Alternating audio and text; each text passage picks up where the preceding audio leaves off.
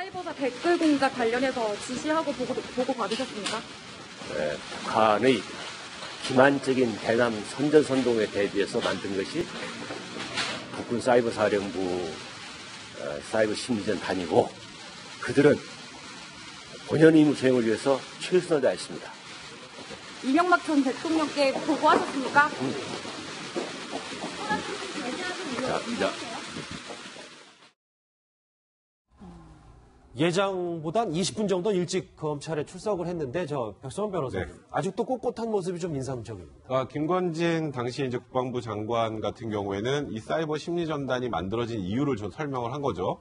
설명을 하고 북한의 기만적인 대남 선전선동을 막기 위해서 설립한 거고 그 뜻에 따랐다는 건 지금 현재 조사돼서 우리 국민들에게 언론으로 보도된 내용이 사실이 아니다라는 취지신지 아니면 정확하게 본인은 그런 내용을 몰랐다라는 것인지 그에 대해서는 정확하게 밝히지 않았는데 확실한 건 조금 전에 말씀하셨던 것처럼 굉장히 좀 당당하고 이런 모습으로 들어가서 국민들 입장에서는 지금 현재 언론을 통해서 우리가 알고 있는 본 사이버 사령부에서 했던 내용들이 굉장히 국민들을 분노케 하지 않았습니까?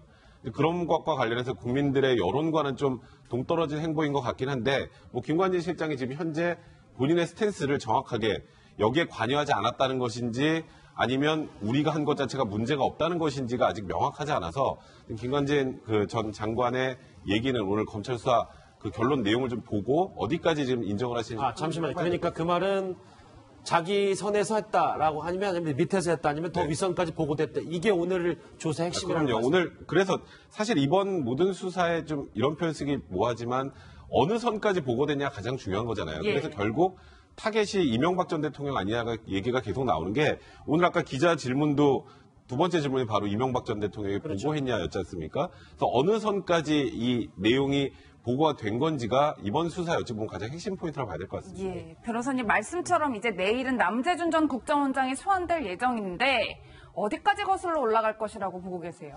일단 남재준 국정원장 조사를 하고 그다음에 이제 이병호 아마 그렇게 갈 겁니다. 그런데 사실 국정원에서 지금 상납과 관련된 부분 아니겠어요. 그러면 이 상납 자체를 박근혜 전 대통령과 직접적인 관련이 있느냐 아니면 청와대에 누구로부터 이러한 돈을 요구받았느냐 그 부분이 제일 중요하다고 봐요. 그런데 지금 이재만 전 총무비서관이랄지 다른 비서관들의 얘기는 박근혜 전 대통령이 직접 돈을 요구했다는 거 아닙니까? 그러면 결국 국정원 원장이라는 자체의 어떤 지위 자체는 대통령의 소속이고 대통령의 지위와 감독을 받는단 말이에요. 그러면 그 돈을 전달했으면 이게 뇌물죄가 될 가능성이 상당히 큰데 제일 중요한 부분은 어떻게 돈을 가져다 달라고 이제 전달을 받았냐가 제일 중요하고요.